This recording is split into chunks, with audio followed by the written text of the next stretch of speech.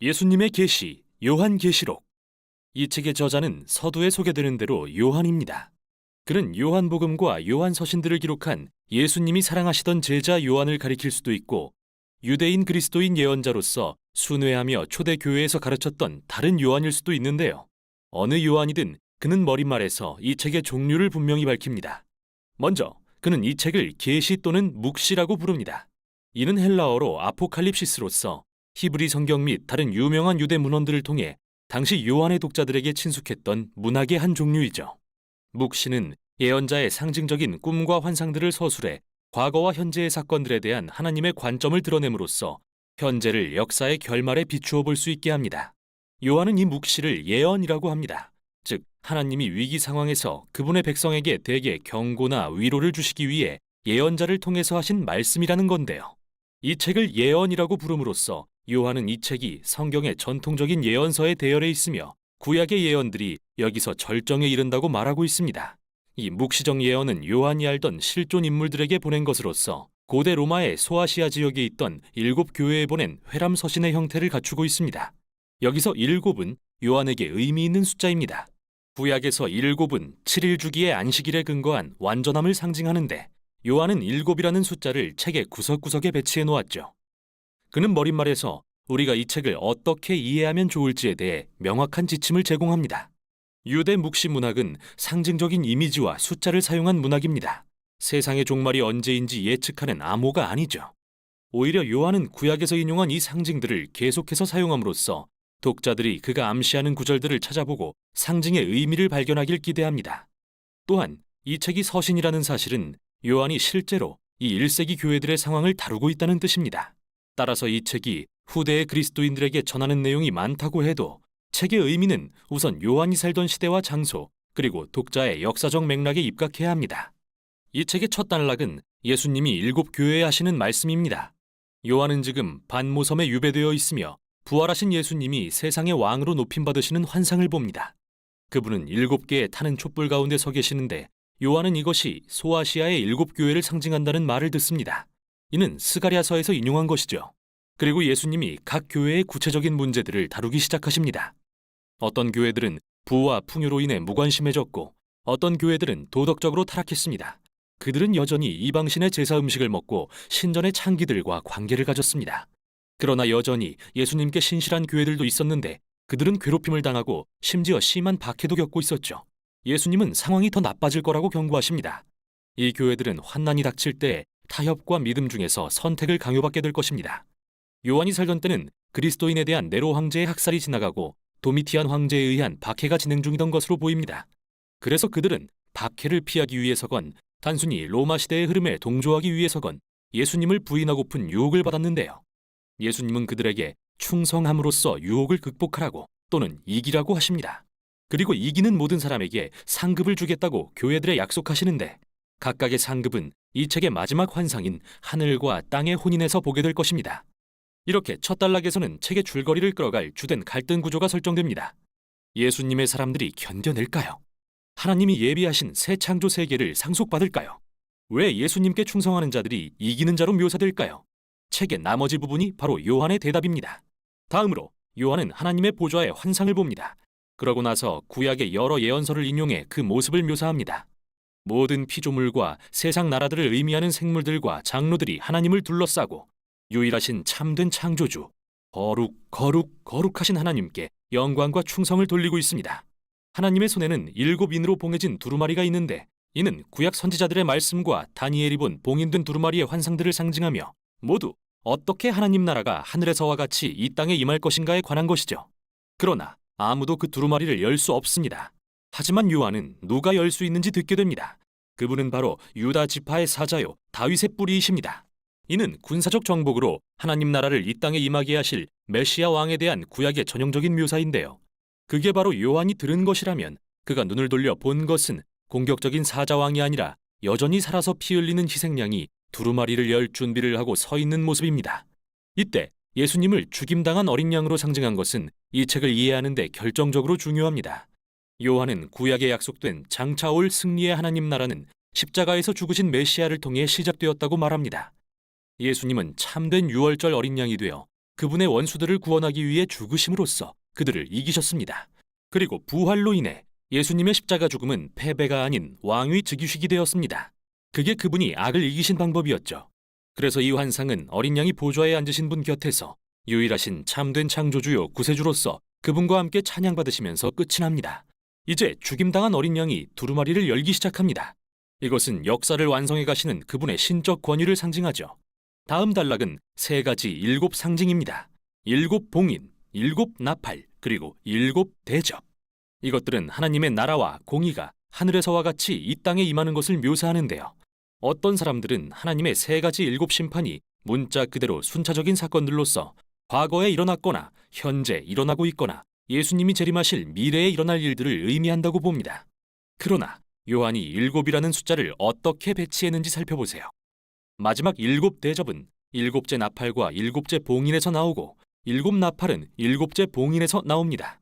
마치 러시아 인형처럼 각 일곱째 안에 다음 일곱이 들어있죠.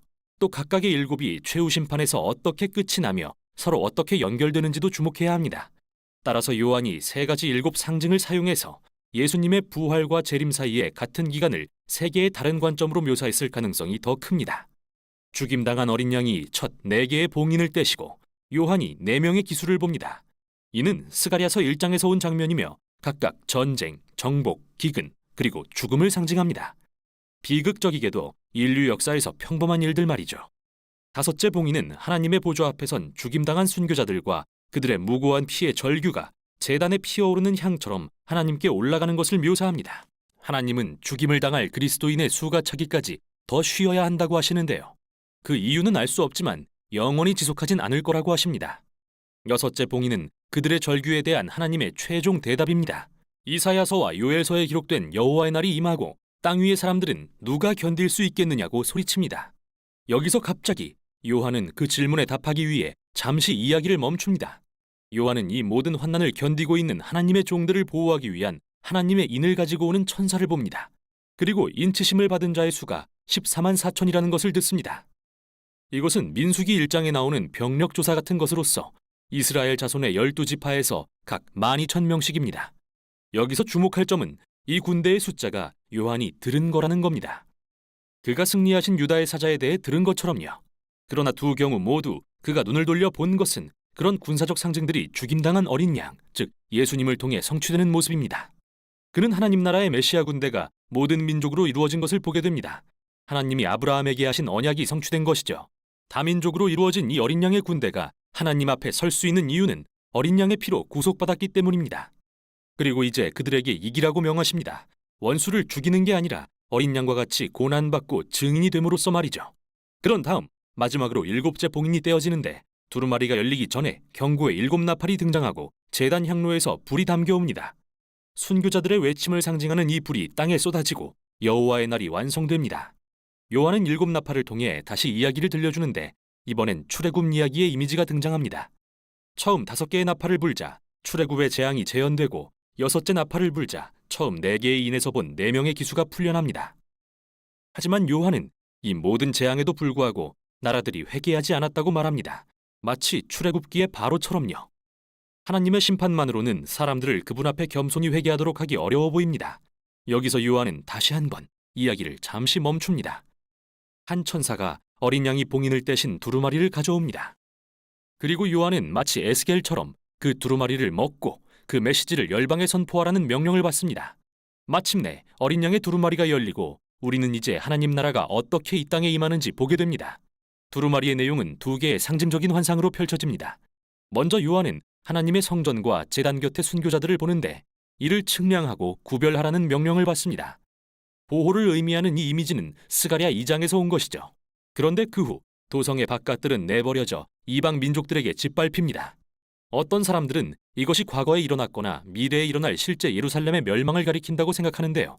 그보다는 요한이 예수님과 다른 사도들의 전통을 따라 새 성전을 하나님의 새 언약 백성의 상징으로 사용했을 가능성이 큽니다. 그렇다면 이 이미지는 예수님을 따르는 자들이 나라들로부터 당할 고난에 대한 것이지만 겉으로는 패배한 것 같아도 어린 양을 통한 그들의 승리는 빼앗길 수 없습니다. 이는 두 번째 환상에서 더 자세히 부연됩니다. 하나님이 열방에 예언할 대표로 두 증인을 세우십니다. 이에 대해서도 어떤 사람들은 이들을 미래에 실제로 나타날 예언자들로 봅니다. 하지만 요한은 그들을 두 촛대라고 부릅니다. 교회를 가리키는 그의 상징 중 하나죠. 따라서 이 환상은 예수님을 따르는 자들의 예언자적 역할에 대한 것으로서 모세와 이사야를 이어받아 우상을 섬기는 나라들과 권세자들에게 유일하신 참된 하나님께 돌아오라고 외쳐야 합니다. 그런데 갑자기 여기서 끔찍한 짐승이 등장합니다. 다니엘서 7장에서 본 것처럼요. 그리고 두 증인과 싸워서 이기고 그들을 죽여버립니다. 그러나 그 후 하나님은 그들을 다시 살리시고 박해자들 앞에서 그들을 높이십니다. 그래서 마침내 나라들이 회개하며 여호와의 날에 창조주 하나님께 영광을 돌립니다. 여기서 잠시 지금까지의 이야기를 정리합시다. 7 봉인과 7 나팔을 통한 하나님의 심판의 경고는 열방의 회개를 일으키지 못했습니다. 마치 출애굽의 재앙이 바로의 마음을 더 완악하게 한 것처럼요. 그러나 어린 양은 그분의 원수들을 사랑하고 그들을 위해 죽으심으로 그들을 이기셨습니다. 그리고 이제 이 어린 양의 두루마리는 그분의 군대인 교회의 사명을 보여줍니다. 하나님 나라는 열방이 교회가 어린 양의 사랑의 희생을 본받는 것을 볼 때 드러날 것입니다. 원수를 죽이지 않고 대신 죽음으로써 말이죠. 열방의 회개는 예수님을 따르는 자들에게서 드러나는 하나님의 자비를 통해 일어날 것입니다. 그리고 이 놀라운 주장이 바로 요한이 책의 정중앙에 배치한 열린 두루마리의 메시지입니다. 이후에 마지막 나팔이 울리고 열방은 하나님 나라가 하늘에서와 같이 땅에 임하는 것을 보고 두려워 떱니다. 이제 우리는 교회가 어떻게 열방의 증인이 되어 새 창조 세계를 상속받게 될지 압니다. 그런데 하나님의 백성에게 전쟁을 벌인 그 끔찍한 짐승은 누구였을까요? 또 이야기의 전말은 어떻게 될까요? 요한계시록의 후반부에서 살펴보도록 하겠습니다. 요한계시록 제1장. 예수 그리스도의 계시라. 이는 하나님이 그에게 주사 반드시 속히 일어날 일들을 그 종들에게 보이시려고 그의 천사를 그 종 요한에게 보내어 알게 하신 것이라. 요한은 하나님의 말씀과 예수 그리스도의 증거 곧 자기가 본 것을 다 증언하였느니라. 이 예언의 말씀을 읽는 자와 듣는 자와 그 가운데 기록한 것을 지키는 자는 복이 있나니 때가 가까움이라.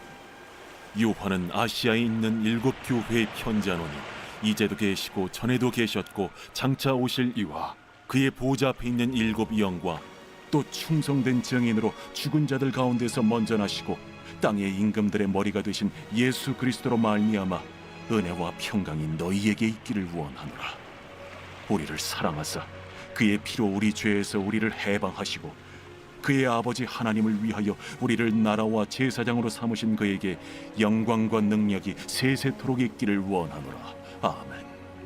볼지어다 그가 구름을 타고 오시리라. 각 사람의 눈이 그를 보겠고 그를 찌른 자들도 볼 것이요 땅에 있는 모든 족속이 그로 말미암아 애곡하리니 그러하리라. 아멘. 주 하나님이 이르시되 나는 알파와 오메가라. 이제도 있고 전에도 있었고 장차 올 자요 전능한 자라. 나 요한은 너희 형제요 예수의 환난과 나라와 참음에 동참하는 자라. 하나님의 말씀과 예수를 증언하였으므로 말미암아 밤모라 하는 섬에 있었더니 주의 날에 내가 성령에 감동되어 내 뒤에서 나는 나팔 소리 같은 큰 음성을 들으니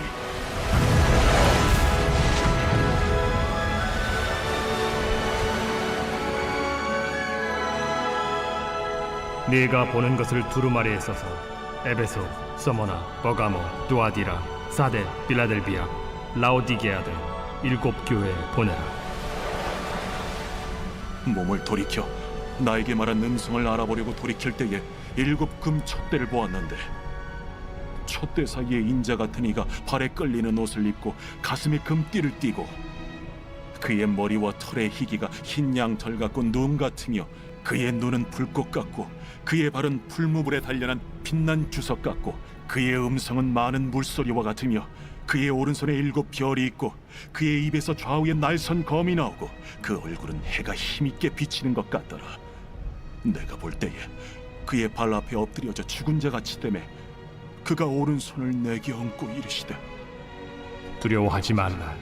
나는 처음이요 마지막이니 곧 살아있는 자라.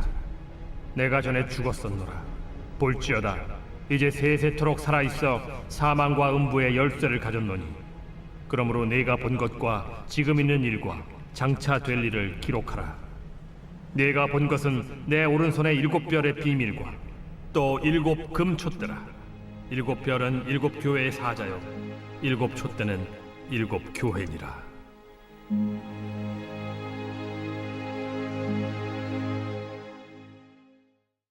제2장.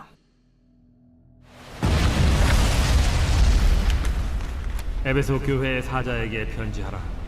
오른손에 있는 7별을 붙잡고 7 금촛대 사이를 거니시는 이가 이르시되, 내가 네 행위와 수고와 네 인내를 알고 또 악한 자들을 용납하지 아니한 것과 자칭 사도라 하되 아닌 자들을 시험하여 그의 거짓된 것을 내가 드러낸 것과 또 내가 참고 내 이름을 위하여 견디고 게으르지 아니한 것을 아노라.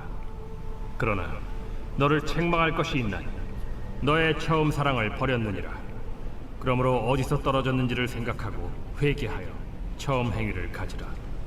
만일 그리하지 아니하고 회개하지 아니하면 내가 네게 가서 네 촛대를 그 자리에서 옮기리라. 오직 네게 이것이 있으니 네가 니골라당의 행위를 미워하는도다. 나도 이것을 미워하노라. 귀 있는 자는 성령이 교회들에게 하시는 말씀을 들을지어다. 이기는 그에게는 내가 하나님의 낙원에 있는 생명나무의 열매를 주어 먹게 하리라.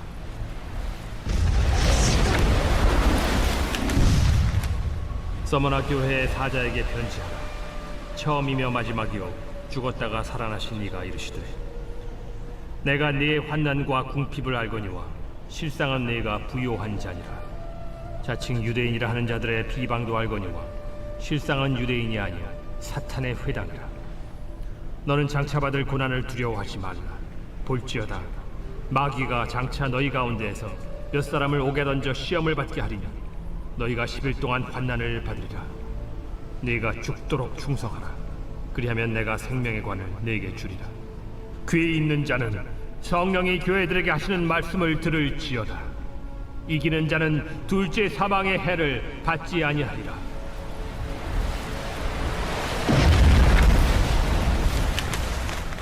버가모 교회의 사자에게 편지하라. 좌우에 날선 검을 가지신 이가 이르시되, 내가 어디에 사는지를 내가 아노니 거기는 사탄의 권자가 있는 데라. 내가 내 이름을 굳게 잡아서 내 충성된 증인 안디바가 너희 가운데 곧 사탄이 사는 곳에서 죽임을 당할 때에도 나를 믿는 믿음을 저버리지 아니하였도다. 그러나 네게 두어 가지 책망할 것이 있나니 거기 네게 발람의 교훈을 지키는 자들이 있도다. 발람이 발락을 가르쳐 이스라엘 자손 앞에 걸림돌을 놓아 우상의 제물을 먹게 하였고 또 행음하게 하였느니라. 이와 같이 네게도 니골라당의 교훈을 지키는 자들이 있도다. 그러므로 회개하라. 그리하지 아니하면 내가 네게 속히 가서 내 입의 검으로 그들과 싸우리라. 귀 있는 자는 성령이 교회들에게 하시는 말씀을 들을지어다. 이기는 그에게는 내가 감추었던 만나를 주고 또 흰 돌을 줄 터인데 그 돌 위에 새 이름을 기록한 것이 있나니 받는 자밖에는 그 이름을 알 사람이 없느니라.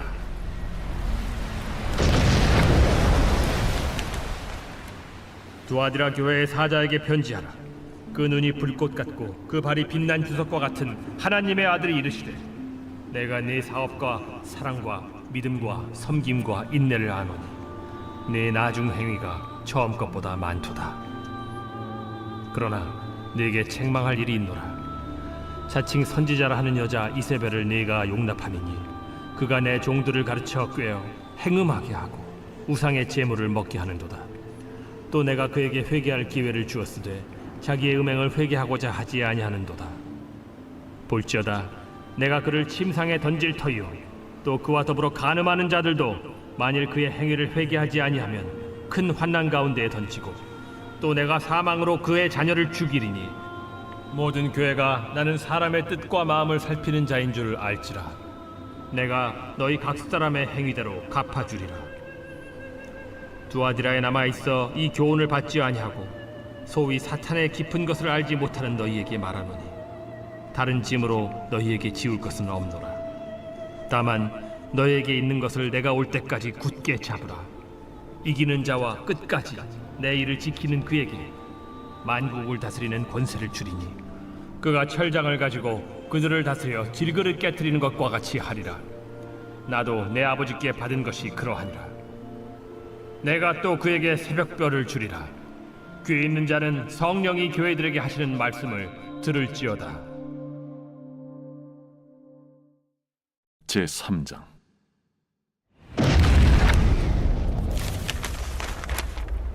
사대 교회의 사자에게 편지하라. 하나님의 일곱 영과 일곱 별을 가지신 이가 이르시되 내가 내 행위를 아노니 내가 살았다 하는 이름은 가졌으나 죽은 자로다. 너는 일깨어 그 남은 바 죽게 된 것을 굳건하게 하라. 내 하나님 앞에 내 행위의 온전한 것을 찾지 못하였노니 그러므로 네가 어떻게 받았으며 어떻게 들었는지 생각하고 지켜 회개하라. 만일 일깨지 아니하면 내가 도둑같이 이르리니 어느 때에 네게 이르는지 네가 알지 못하리라. 그러나 사대에 그 옷을 더럽히지 아니한 자 몇 명이 네게 있어 흰옷을 입고 나와 함께 다니리니 그들은 합당한 자인 연고라. 이기는 자는 이와 같이 흰옷을 입을 것이요 내가 그 이름을 생명책에서 결코 지우지 아니하고 그 이름을 내 아버지 앞과 그의 천사들 앞에서 시인하리라. 귀 있는 자는 성령이 교회들에게 하시는 말씀을 들을지어다. 빌라델비아 교회의 사자에게 편지하라. 거룩하고 진실하사 다윗의 열쇠를 가지시니 곧 열면 닫을 사람이 없고 닫으면 열 사람이 없는 그가 이르시되 볼지어다 내가 네 앞에 열린 문을 두었으되 능히 닫을 사람이 없으리라. 내가 네 행위를 아노니 네가 작은 능력을 가지고서도 내 말을 지키며 내 이름을 배반하지 아니하였도다. 보라, 사탄의 회당 곧 자칭 유대인이라 하나 그렇지 아니하고 거짓말하는 자들 중에서 며칠을 내게 주어 그들로 와서 네 발 앞에 절하게 하고 내가 너를 사랑하는 줄을 알게 하리라. 네가 나의 인내의 말씀을 지켰은즉 내가 또한 너를 지켜 시험의 때를 면하게 하리니 이는 장차 온 세상에 임하여 땅에 거하는 자들을 시험할 때라. 내가 속히 오리니 네가 가진 것을 굳게 잡아 아무도 내 면류관을 빼앗지 못하게 하라. 이기는 자는 내 하나님 성전의 기둥이 되게 하리니 그가 결코 다시 나가지 아니하리라. 내가 하나님의 이름과 하나님의 성 곧 하늘에서 내 하나님께로부터 내려오는 새 예루살렘의 이름과 나의 새 이름을 그이 위에 기록하리라. 귀 있는 자는 성령이 교회들에게 하시는 말씀 들을지어다. 라오디게아 교회의 사자에게 편지하라. 아멘이시오 충성되고 참된 증인이시오 하나님의 창조의 근본이시니가 이르시되 내가 네 행위를 아노니 네가 차지도 아니하고 뜨겁지도 아니하도다. 네가 차든지 뜨겁든지 하기를 원하노라. 네가 이같이 미지근하여 뜨겁지도 아니하고 차지도 아니하니 내 입에서 너를 토하여 버리리라. 네가 말하기를 나는 부자라 부여하여 부족한 것이 없다 하나 네 곤고한 것과 가련한 것과 가난한 것과 눈먼 것과 벌거벗은 것을 알지 못하는도다. 내가 너를 권하노니 내게서 불로 연단한 금을 사서 부요하게 하고 흰 옷을 사서 입어 벌거벗은 수치를 보이지 않게 하고 안약을 사서 눈에 발라 보게 하라. 무릇 내가 사랑하는 자를 책망하여 징계하노니 그러므로 네가 열심을 내라 회개하라. 볼지어다 내가 문 밖에 서서 두드리노니 누구든지 내 음성을 듣고 문을 열면 내가 그에게로 들어가 그와 더불어 먹고 그는 나와 더불어 먹으리라. 이기는 그에게는 내가 내 보좌에 함께 앉게 하여 주기를 내가 이기고 아버지 보좌에 함께 앉은 것과 같이 하리라. 귀 있는 자는 성령이 교회들에게 하시는 말씀을 들을지어다.